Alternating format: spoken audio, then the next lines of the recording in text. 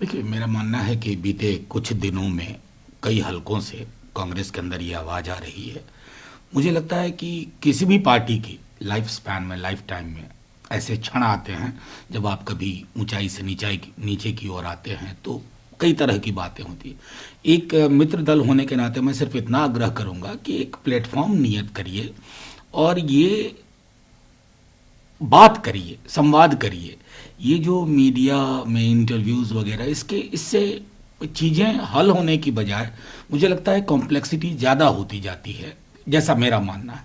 लेकिन जो कारण बताए जा रहे हैं उसका आप देखते हैं तो क्या आपको लगता है ये सच है? राजनीति में एक शब्द अक्सर कहा जाता है 5 star culture.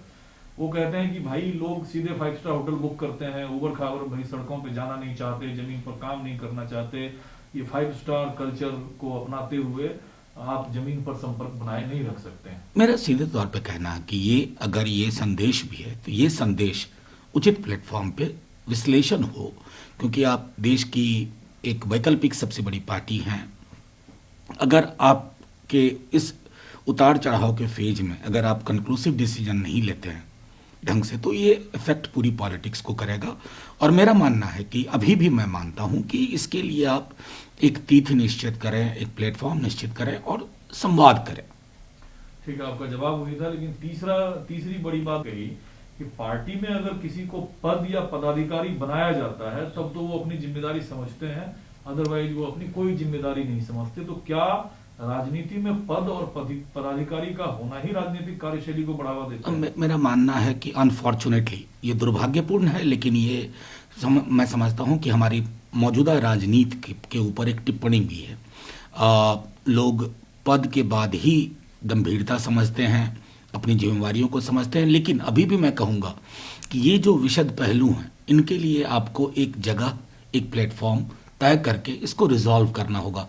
You can't keep it pending for years. जो लास्ट बात उन्होंने कही कि एक तरीके से फिर से पुनर्संरचना की जो बात है कांग्रेस को, इसमें क्या गुंजाइश, क्या संभावना आप देखते हैं? देखिए, कांग्रेस अपने जीवन काल में, जितना मैं अगर देखूं 1885 से जन्म से लेकर के, टर्निंग पॉइंट कई दफ़ा आए। 1920 में आया, फिर मैं समझता हूं कि एक मेजर आया 1969 में, फिर 1978-79 में आया, और फिर हाल के वर्षों में हमने देखा 90 के दशक में। तो मेरा मानना है कि आपको अपनी चुनौतियां प्राथमिकता में तय करके उस पर एक कंक्लूसिव आपको पोजीशन लेना होगा, और ये पार्टी के इंटरनल स्ट्रक्चर में संभव होगा। ठीक है सर, कोविड एक बार फिर देश के सामने जो है एक आफत बनकर है। महाराष्ट्र की तरफ से कहा गया है, डिप्टी सीएम ने कहा है कि लॉकडाउन पर हम फिर से बहुत जल्दी विचार कर सकते हैं। देखिए, मैं एक आग्रह करूंगा कि लॉकडाउन अपने आप में, हमने लॉकडाउन कई बहुत स्ट्रिक्ट लॉकडाउन, शायद दुनिया में सबसे स्ट्रिक्ट लॉकडाउन हमने किया। लॉकडाउन से हमने हासिल क्या किया? लॉकडाउन का मतलब होता है कि उस वक्त का आप इस्तेमाल करें हेल्थ इंफ्रास्ट्रक्चर को बढ़ाने का, दायरे के विस्तारीकरण का। उस पर मैं नहीं समझता हूं केंद्र और राज्य ने किसी ने भी बहुत बेहतर कोई काम किया। बीच रास्ते अगर थोड़े आंकड़े में कमी आए तो लोगों ने अपनी पीठ थपथपानी शुरू की कि हमने फतह कर ली। ये वायरस कोई डेथ लाइन लेकर नहीं आया है, ये कब तक है? अतः आपको ये सुनिश्चित करना होगा कि आप, जिसको प्रधानमंत्री जी ने कहा था, जीविका और जीवन के बीच में एक सामंजस्य। लॉकडाउन और पेंडेमिक के नतीजे सिर्फ इंसानी जानों में हम नहीं देख रहे हैं जो जा रही हैं, हम देख रहे हैं कि हमारी अर्थव्यवस्था का हर क्षेत्र लहूलुहान होकर जमीन पे पड़ा हुआ है। तो आपको एक संतुलन बनाते हुए, लोगों को एहतियात के लिए कहते हुए, साथ ही स्वास्थ्य सेवाओं का दायरा, खास करके पब्लिक हेल्थ इंफ्रास्ट्रक्चर पे काम करना होगा, वॉर फुटिंग पे।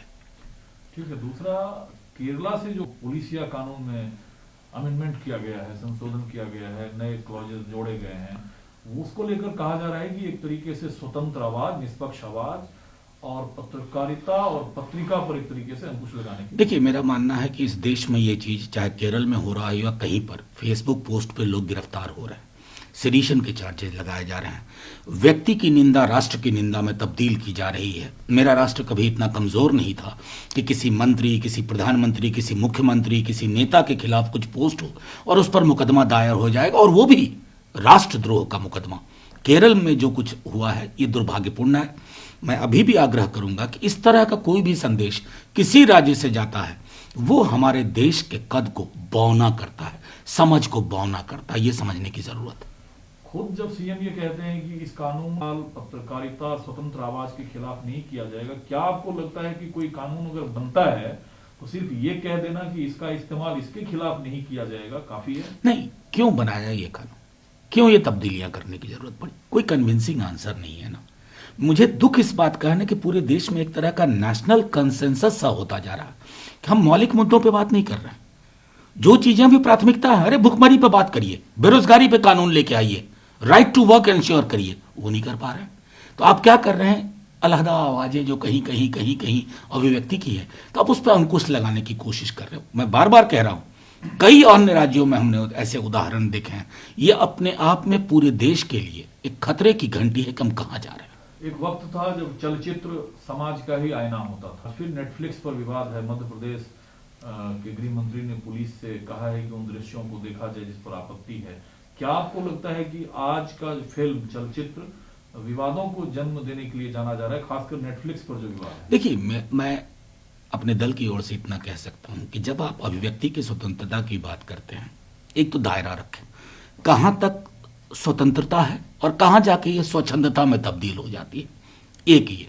लेकिन हमारा धर्म हो, हमारा राष्ट्र हो, हमारी मान्यताएं हो, वो कोई भी इतनी कमजोर और दुर्बल नहीं है कि किसी ने कुछ दिखा दिया या कोई डिपिक्शन ऐसा है उससे उस पर चोट पहुंचे।